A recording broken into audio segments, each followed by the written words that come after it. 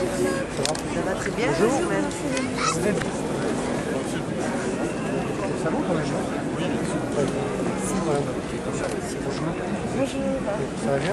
Très bien, merci. Quelle place? Quel message vous venez faire passer, monsieur le ministre, aujourd'hui? Que nos racines sont là. Que dans un moment de difficulté et de crise, on a besoin de racines, on a besoin de solidité, on a besoin de volontarisme et toutes ces qualités, ces valeurs, elles sont là représentées par le monde de l'agriculture, de la pêche, de l'agroalimentaire. Il y a un monde qui tient le coup malgré les difficultés, dont on a besoin en plus parce que c'est une activité vitale, parce que pour se nourrir, il faut des agriculteurs, et des éleveurs et des viticulteurs, et des pêcheurs. D'autant que l'agriculture recrute, c'est un des Il y a secteurs... 80 métiers dans l'agriculture, qui sont d'ailleurs des métiers d'avenir.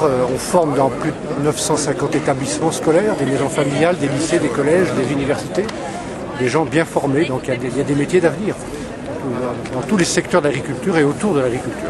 C'est un secteur un peu distrait par rapport aux performances du commerce extérieur. Oui, mais justement, il faut être un peu moins discret, c'est-à-dire que dans le paysage économique difficile où nous sommes, le secteur agroalimentaire et agricole réalise 9 milliards d'excédents à l'exportation. Donc c'est une chance et une force de la France. En même temps, dans toute cette crise mondiale, on voit bien les dégâts et les scandales liés à l'économie irréelle, financière, le manque de transparence, d'éthique, de morale de la finance internationale. On a là, au contraire, un secteur productif dans l'économie réelle et qui exporte, qui crée des emplois, et qui en même temps remplit une mission vitale puisqu'il nourrit la société. Vous prenez l'attitude du monde agricole à la veille de la présentation du plan de modernisation, M. Basset?